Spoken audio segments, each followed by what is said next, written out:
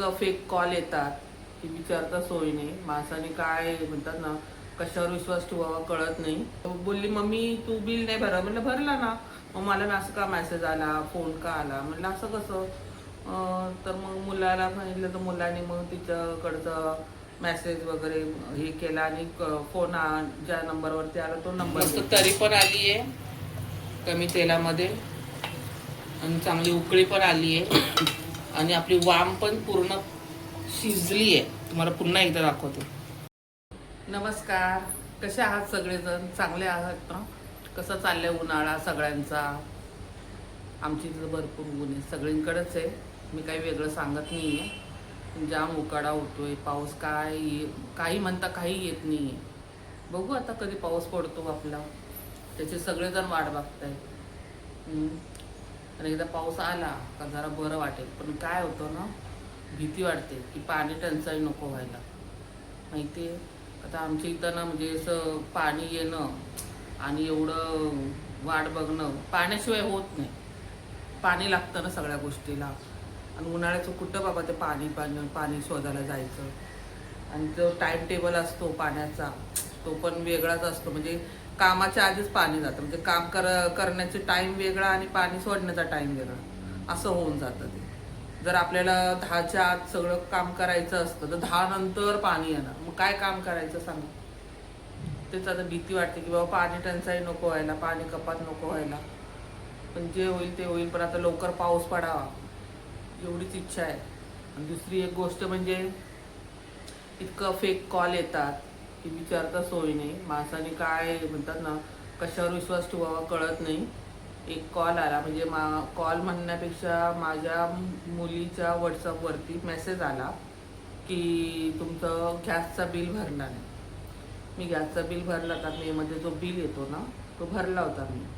आणि मला चांगला माहिती की मी लाईट बिल आणि गॅसचा बिल दोन्ही भरून आली होती. त्याच्यामुळे मला ते पक्का माहिती होतं का आता 3-3 महिन्यांनी काहीतरी गॅसचा बिल येतो हे पण मला माहिती. तेव्हा आता भरलं तर डायरेक्ट ऑगस्टमध्ये बिल येतो हेही मला माहिती आहे. तर टाईम टेबल आपल्या जे बिल भरतं त्यांना माहिती असतं. त्याच्यात काही वेगळं नाही आहे. गंमत अशी झाली. पण माझं काय बोलली मम्मी तू बिल नाही भरला. म्हणलं भरला ना. मग मला असं का मेसेज आला, फोन का आला. म्हणलं असं कसं.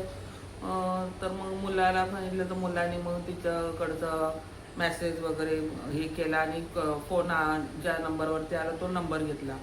मग त्यांनी फोन केला तर बोलतो नाही तुम्ही भरला नाही, असं नाही तसं. म्हणलं असं कसं. मुलगा बोलला की नाही तसं नाही मम्मी, त्यांच्याकडे असतं म्हणे सगळं रेकॉर्ड, आपण फोन डायरेक्ट करूया म्हणे. तर मग त्यांनी डायरेक्ट महानगरपालिकेच्या गॅसचं जे असतं ना त्यांना फोन लावला. मग त्यांनी सगळं ते बघितलं. मग त्यांनी ते रेकॉर्ड पण काढलं वगैरे, जीमेल ID वगैरे विचारलं वगैरे, कोणाच्या नावाने जे विचारलं वगैरे. मग त्यांनी ते सगळं बघितलं आणि काढलं त्यांनी ते सगळं. आणि मग बोलला की तुम्ही तुमचं बिल पूर्ण पे केलेलं आहे आणि तुम्हाला जो काय फोन वगैरे आलेला आहे तो काय आम्ही केलेला नाही आहे. तुम्ही पण अशा कोणत्या फोनवरती रिप्लाय देऊ नका का तर ते लोक स्कॅम करतात. ते कोणतं तरी ते पाठवतील, त्याच्यावर तुम्ही क्लिक केलं का तुमचं ते सगळं बँक बॅलन्स हे होतं ते होतं असं काही काय बोलला तो. तर आम्ही लोक फोन करणार नाही तुम्हाला, काही नाही. तर मग म्हणलं ठीक आहे. म्हणलं मग बिल तर भरलेलं ना, त्याला बोलले. म्हणे हा बिल तर भरलेलं आहे. म्हणलं तिकडं रेकॉर्ड तर आहे ना. म्हणे हो आहे.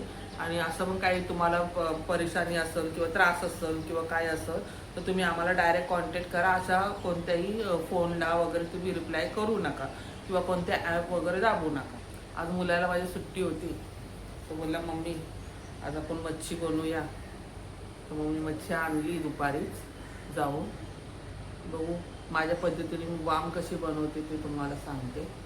आणि बघा तुम्हाला आवडली ना रेसिपी तर तुम्ही पण करून बघा.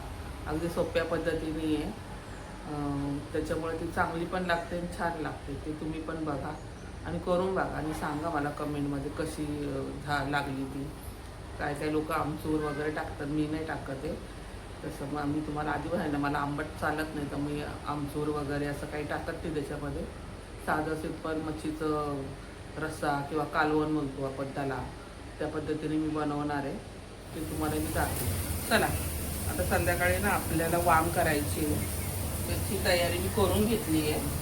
2 कांदे छोटेवाले कापले आणि लसूण टाकते मी आता. आणि ओलं आणि सुकं कांदा आणि लसूण त्याच्यामध्ये टाकलंय भाजायला आणि ओलं आणि सुकं असं मिक्स करून मी खोबरं घेतलेलं आहे. म्हणजे आम्हाला पुरेल इतकंच मेजरमेंट आहे त्याचं मसाल्याचं, तेवढंच दाखवते मी. 4-5 माणसं खाऊ शकतील तेवढं मेजरमेंट प्रमाणे घेतलं. आणि आता जे मी घेतलं म्हणजे झालं 4 माणसासाठी होऊन जाईल जेवण. तुम्हाला दाखवते मी कसं बनवते ते.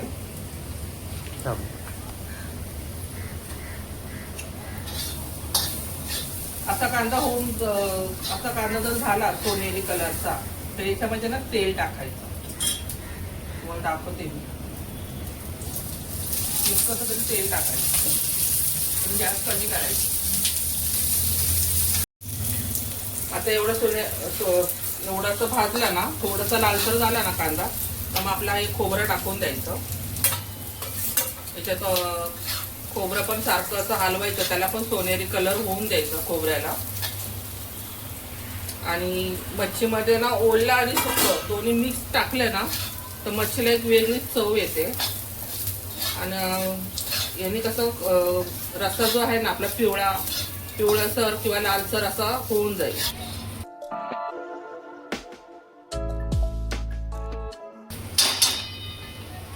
असं चांगलं परतून द्यायचं बघा. आता खोबरं पण आपलं थोडंसं सोनेरी होत चाललंय, लसूण पण सोनेरी होत चाललाय.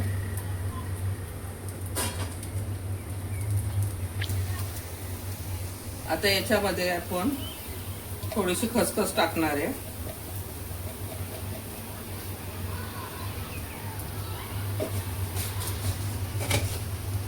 थोडीशी तीळ टाकते मी, जास्त नाही थोडीशी टाकते. आणि बडीशोप.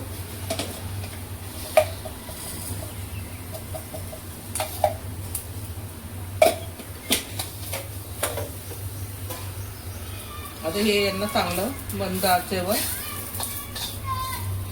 परतवायचं.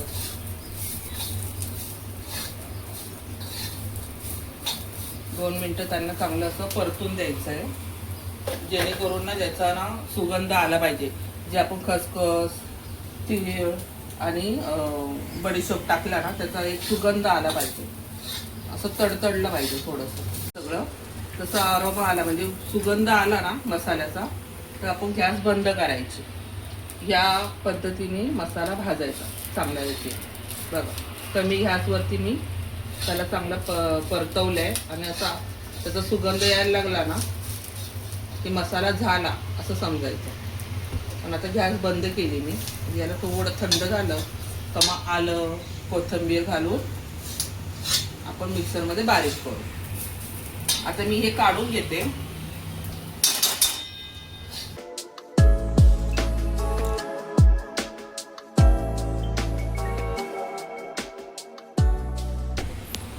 थोडी कोथिंबीर पण आपण थोडीशी भाजली ना तरी चालते, तर मी भाजणार नाहीये, मी फक्त कुटून घेते.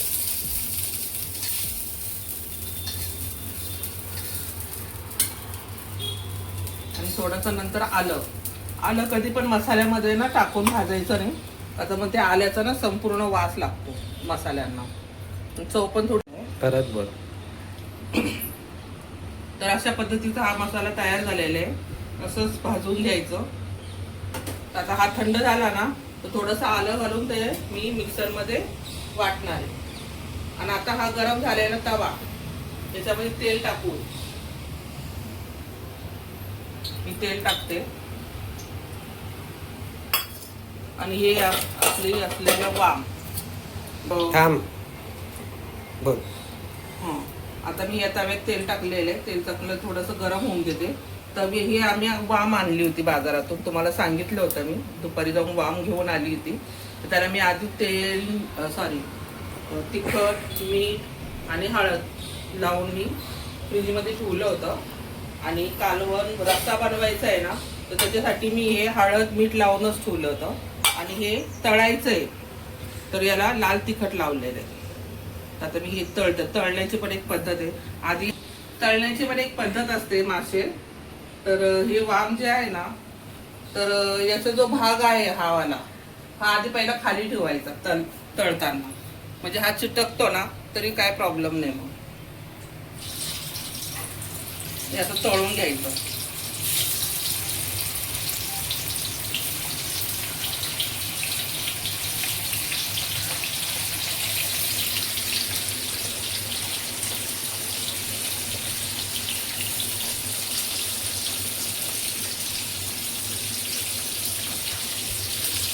ते जास्त नका उडेल.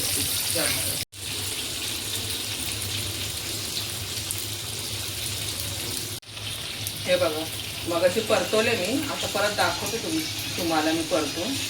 हे बघा आपण जे आधी खाली हा भाग टाकला होता हे आपोआप असं आपोआप निघालं जातं. ते निघतं ते आपोआप, आपल्याला त्रास नाही होत काढायला. ते काय कायना आवडतं हे खायला, पण मला नाही आवडत. म्हणून मी ह्या आधी खाली टाकलं ना तर हे सैल होऊन जातं, मग मांस निघून जातो त्याचा. आणि बरेच जण मच्छी फ्राय करायला ना अद्रक लसूणचं पेस्ट लावतात, तर मी ते कधी लावत नाही, मला आवडत नाही. ते फ्राय होत आहेत, मस्त फ्राय होत आहेत. आणि याला ना जास्त कमी जास्त गॅस करून पहिलं सुरुवातीला मोठ्या गॅसवरती चांगलं तेल तापून द्यायचं आणि मग हे टाकायचं. आणि याला जास्त कडक नाही होऊन द्यायचं, थोडं नरम असलं पाहिजे. आता याच्यामध्ये काटे जे असतात ना, मग कडक झाल्या ना ते काटे निघायला ना खूप त्रास होतात. त्यानंतर काटे पटापटा निघतात. म्हणजे खायला पण छान लागतं, चव लागते आणि गोडवा लागतो वांग्याचा. वाममध्ये नाही गोड असतो, गोडवा लागतो. तर आपले मासे झाले तळून बघा, तर गेला का जाते आतमध्ये. आपल्याला काढून घ्यायचं.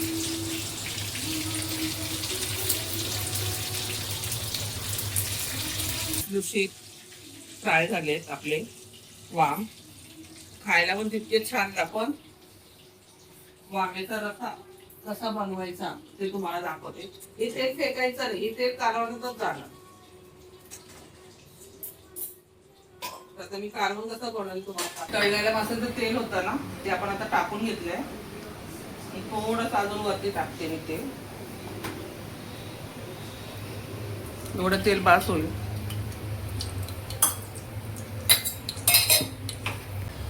कढीपत्ता पण टाकू शकतो आपण. मसाला आपण तसा भाजलेलाच आहे आणि हे केलं तर थोडंसं आपल्याला टच द्यायचा आहे तेलाचा. एवढं नको जातं तेल फक्त.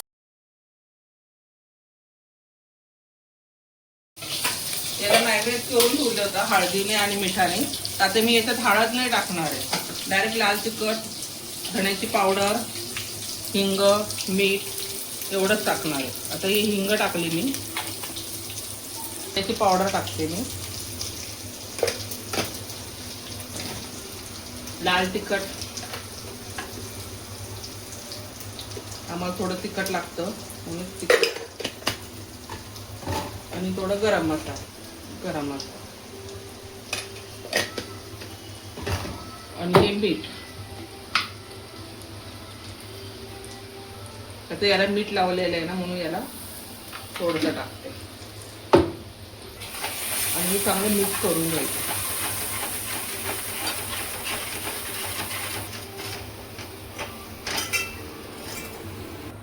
दोन मिनिटं याला असंच ठेवायचं, थोडंसं तेल सुटून द्यायचं. आता जरा बाजूला ठेवतो. याला 2 मिनिटं असंच ठेवणार मी. नंतर याला शिफ्ट मी छोट्या गॅसवर करणार आहे.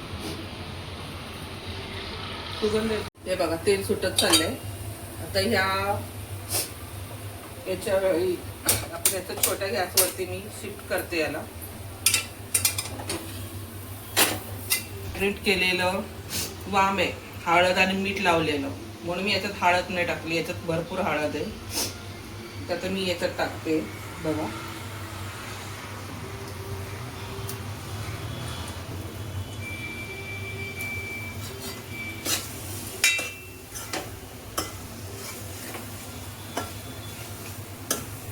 चांगलं हलवून घ्यायचं. मसाल्याचं कोटिंग करायचं माशाला. कमी जास्त होते. आता वामला ना पाणी असतं स्वतःचं, ते पाणी ना याला सुटलं पाहिजे, मग चांगली चव येते. तर याला आपण 2 मिनिटं पाणी सुटेपर्यंत थोडंसं ठेवायचं. पाणी सुटलं का लगेच एक पाणी टाकून द्यायचं गरम झालेलं. चला आता आपण बघूया 2 मिनिटं होऊन गेले. बघा कसं दिसतं ते.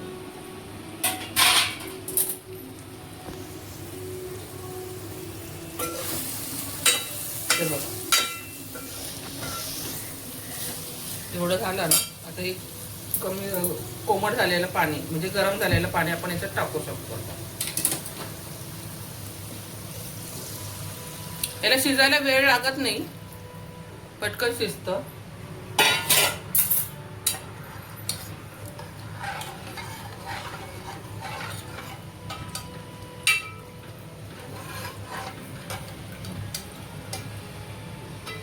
आता याला चांगली उकळी आली आणि मासे बघायचे शिजले की नाही, ते कळतं लगेच शिजलं का. बघा दिसतं की नाही छान. आता उकळी आली ना की आपण जरा परत कमी गॅस करून 2 मिनिटं शिजून द्यायचं. तर मासे लवकर शिजतात ते. अशा पण वाफेवरती थोडेफार शिजतात आणि 2-3 उकळी आली का पूर्ण शिजून जातात आणि छान लागतात. चला आता गरम गरम भात लावते मी, मग दाखवते तुम्हाला. भेटूया आपण पूर्ण झाल्यावरती. हे बघा झालं आपलं. कुठे गेला चाकू, कुठे गेला. हे बघा झाली आपली मच्छी. हे बघा शिजली पण.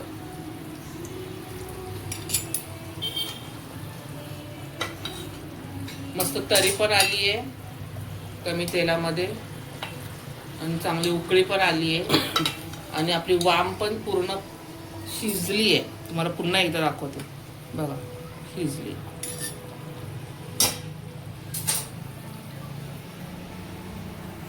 ठीक आहे. तर एकदा करून बघा मी बनवते तसं. आणि कोणाला कोकम वगैरे टाकून कोकम टाकलं तरी चालतो, पण मी नाही टाकत ना.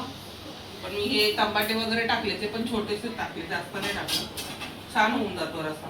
असं हे करून बघा. सगळ्यांना येतच आहे, तरी माझ्या पद्धतीने एकदा करून बघा. आता मी गॅस बंद केली, झाकण ठेवलंय. भात झाला तर मग आम्ही जेवण करायला बसू.